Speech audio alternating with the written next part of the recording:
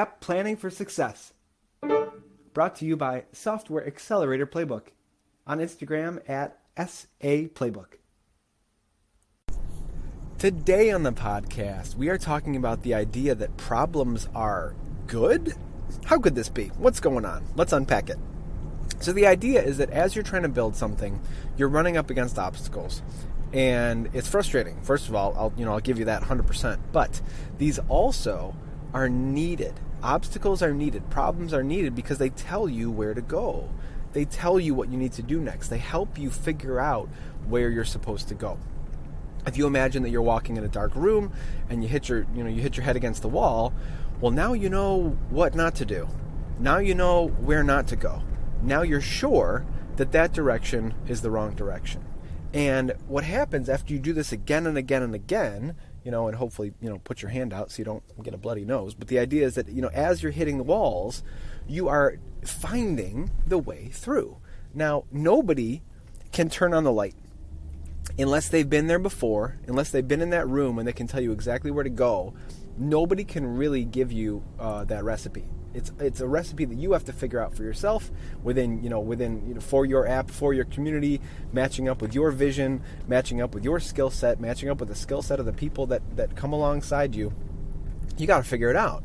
And if somebody has done your exact app before, and you can talk to them and they can just tell you what to do, then that'd be like turning on the lights in the room. But that's probably not going to happen. If somebody else has an identical app as you, then they're probably running their own race and doing their own thing. And even then, it's not going to match up 100% for you and your vision and the things that you're aiming for. It's going to be different than somebody else, even if you're serving the same audience. So the idea here is that as you're trying to figure out your thing, it feels like you're in a dark room. It feels like you're hitting walls. But by continuing, changing your direction, but by continuing, you end up getting to the other side. You end up getting to the finish line because now you know what not to do 200 times. Now you've got boundaries on where you're going and what you're doing. So the idea that problems are good is really interesting because some people want to have it all figured out before they get in the ring. They want to have it all figured out before they start. And this is a mistake. First of all, it's not possible to have it all figured out before you start. But the idea of starting, being the teacher, by moving forward and taking action, that is the teacher that you need. Now, obviously, there's things you can read, there's coaches you can, get help from, etc., etc. But the idea is that you need to move forward. And as you move forward, then you start answering the questions that you've left open-ended. For instance, if you've ever thought to yourself, I need to make this perfect before I launch it. Oh, I need to make sure that this thing is exactly right before I tell anybody about it. What happens is that you can be stuck in this season of just trying to make sure everything's good. Just trying to make sure that you have everything figured out. Just trying to make sure. And you spend a lot of time building something that might not even be wanted by the people you think might want it. Spend a lot of time building, and then you finally go, aha, I finished enough, and you reveal it to the world, and then you realize, oh, shoot, people don't want this, or, oh, shoot, how do I find these people, or, oh, shoot, it's actually really expensive to run ads to try to target these people. Maybe I wasn't niche down enough. Whatever it is, as soon as you reveal it, as soon as you start actually acting as if you have to tell people about it, that brings up a whole new set of problems. And a lot of people are so focused on the technical thing that they don't realize that there's this whole marketing side that really, really matters a whole lot. And I learned this lesson firsthand by creating lots of products for myself that I was just excited about.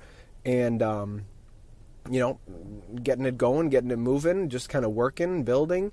And then as soon as it was done or kind of ready to be shared, I realized I had this whole new obstacle to attend to that I wasn't even considering at the beginning, because the technical obstacle was so big at that point, it was clouding my entire vision. It was the entirety of the problem I saw in front of me was, can I even make this? Will this thing even be made properly? right? So I was so focused on that I wasn't thinking about, well, how the heck am I going to get people to come in and pay for this thing? How am I going to find people to pay for this thing? What do I need to do in order to get people to pay for this thing? And so coming back to that main idea of like problems are good, that as you finally run into that problem of, oh shoot, how am I going to get people into this thing?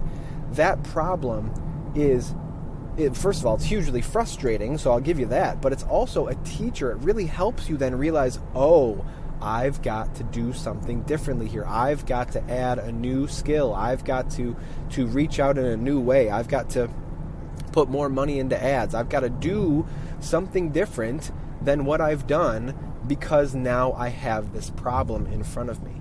So as you are looking at a problem and thinking, man, I just need to get rid of this thing. I just need to fix it. I just need to fix it.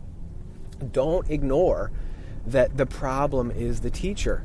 And as your skill for moving through obstacles, overcoming problems, as that skill gets refined and you overcome 1, you overcome 2, you overcome 10, you overcome 20, your business and your app just grows and grows and grows. You will never be without a problem to solve. I guarantee you. You will never be without a problem to solve. Now, your problems will change, but you will never be without a problem to solve. So part of the skill of being an entrepreneur, making an app work, making a project work, making a business work, is your agility, your speed to solve problems and move through obstacles. And so there's lots of ways to do this. I mean, you can do a ton of research yourself. Google's got a bunch of answers, although you have to have a skill to be able to find those answers efficiently. You can get a coach. You can get consulting strategy help. You can find somebody who's done it before and try to learn from their experience. There's lots of different ways through. But the idea is that if you are quick to iterate, quick to nail down exactly what's wrong, and then quick to go try to find a solution for it, then you're going to knock that down and you're going to have another problem. There will be another problem for you down the line, but you're going to get to that finish line faster. So when I say problems are good, what I mean is that problems are teachers and they tell you what you need to know. For instance, if you launch the thing and then you realize, oh shoot, I have a marketing problem. Okay, well now you know. Now you're clear on what you need to do, or at least you're clear about where the problem lies. Now before that, before you realized you had a marketing problem, maybe you had a technical problem. The app wasn't working. Maybe you had a developer problem. The developer isn't responding, or the communication's bad, or they're not listening to you, or whatever it is. You've got other problems. And those are teachers too. Those can help you move forward too, because then you get clear on exactly what's going wrong, and then you attend to it, and you fix it, and you overcome it.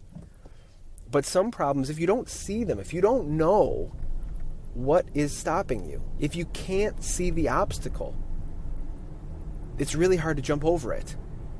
If you haven't run into the wall yet, it's really hard to know to turn the other direction. And that by running into the wall, even though it hurts at least a little bit, you can then redirect and keep moving.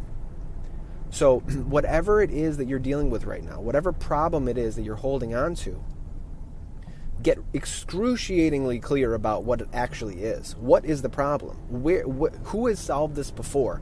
How do you explain what the problem is? How do you refine down, this is exactly what I'm dealing with? Because as soon as you can ask a better question, you're going to get a better answer. And don't even just ask one time. Ask multiple different questions in multiple different ways. Sometimes I've gone back and forth to Google 10 times when I realized that, what I'm looking for needs to actually be phrased in a different way.